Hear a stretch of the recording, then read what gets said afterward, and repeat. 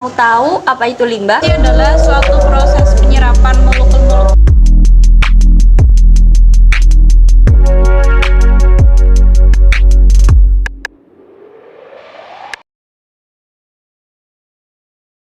Assalamualaikum warahmatullahi wabarakatuh. Perkenalkan, nama saya Radifa Hidayatullah dengan NIM 036. Perkenalkan, saya Nabila Sola Putri Astri dari kelas Kimia B NIM 051. Pada video kali ini kami akan menjelaskan tentang instalasi pengolahan air limbah di laboratorium.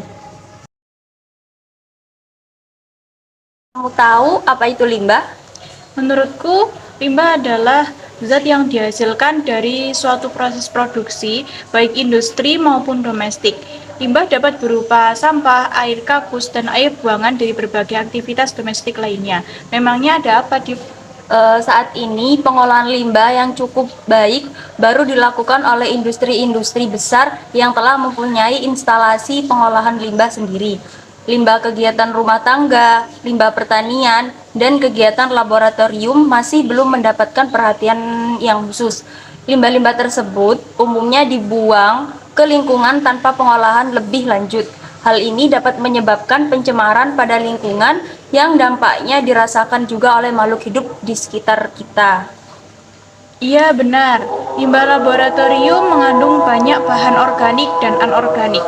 Limbah laboratorium merupakan salah satu limbah yang cukup banyak jumlahnya tetapi belum mendapatkan perhatian khusus. Pengolahan limbah laboratorium belum menjadi hal utama yang harus diselesaikan. Pada umumnya, limbah laboratorium dari lembaga pendidikan langsung dibuang ke dalam wastafel pembuangan atau hanya ditampung pada dirijen-dirijen limbah untuk selanjutnya dikirim ke lembaga-lembaga pengolah limbah yang bersertifikat. Banyaknya bahan organik dan anorganik yang terkandung dalam limbah laboratorium jika dibuang langsung ke lingkungan itu dapat merusak lingkungan seperti rusaknya struktur tanah, kemudian keseimbangan ekosistem terganggu, kemudian menyebabkan gangguan kesehatan. Sedangkan pengolahan limbah dengan menggunakan jasa lembaga pengolahan limbah yang bersertifikat membutuhkan biaya yang cukup tinggi sehingga akan meningkatkan biaya pemeliharaan lingkungan bagi lembaga pendidikan tersebut. Apakah kamu tahu limbah laboratorium itu meliputi apa saja? Meliputi limbah padat dan gas tidak terlalu banyak, tetapi limbah cair yang dihasilkan oleh laboratorium jumlahnya cukup banyak. Limbah laboratorium dapat berasal dari berbagai sumber seperti bahan kimia yang sudah kadaluarsa, bahan habis pakai yang pecah atau rusak, sisa sampel, sisa reaksi-reaksi kimia, bahkan air bekas cucian peralatan.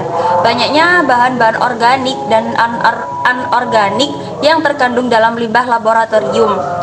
Jika dibuang langsung ke lingkungan akan dapat merusak lingkungan seperti rusaknya struktur tanah, terganggunya keseimbangan ekosistem, serta dapat menyebabkan gangguan kesehatan manusia. Beberapa contoh limbah B3 ialah limbah yang mengandung logam berat seperti Cu, Fe, Pb, Cd, Cr, Mn, Zn, Hg, Ai, L, serta beberapa bahan kimia seperti sianida, pestisida, fenol, dan lainnya.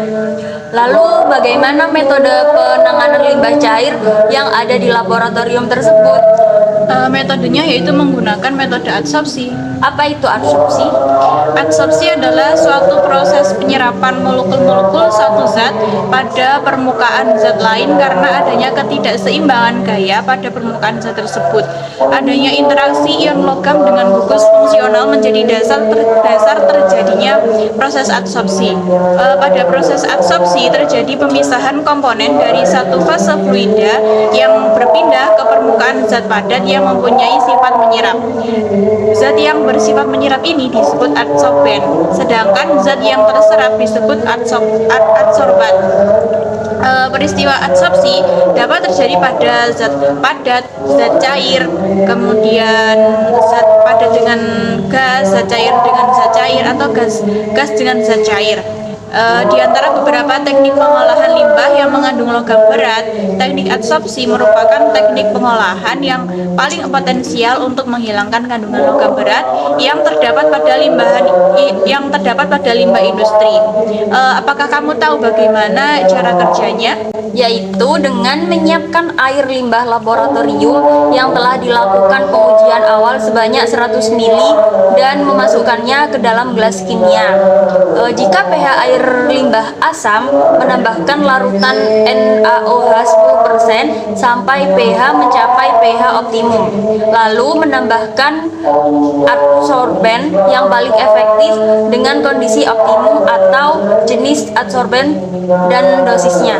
Kemudian dilakukan proses adsorpsi dengan pengadukan selama 1 jam dan pengendapan selama 24 jam. Kemudian menyaring sampel limbah yang telah diadsorpsi.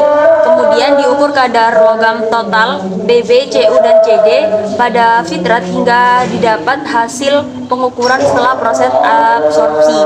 Tahap terakhir adalah penentuan persentase penurunan kadar logam berat sebelum dan sesudah proses adsorpsi.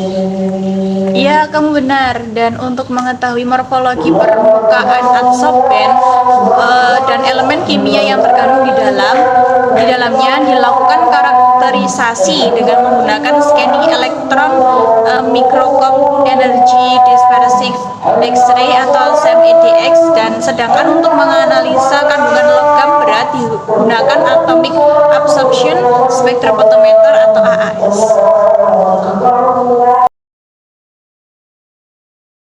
Sekian pembahasan dari kami mengenai instalasi pengolahan air limbah pada laboratorium. Kurang lebihnya kami mohon maaf. Wassalamualaikum Wassalamualaikum warahmatullahi wabarakatuh.